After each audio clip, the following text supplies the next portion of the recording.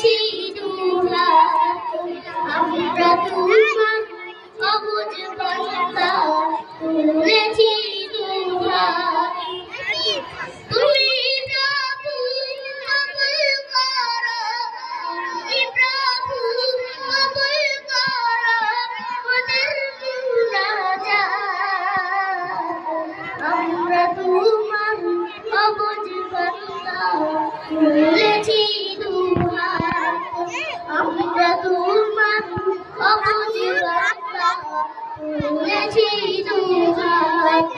আসসালামু আলাইকুম ওয়া রাহমাতুল্লাহি ওয়া বারাকাতুহু।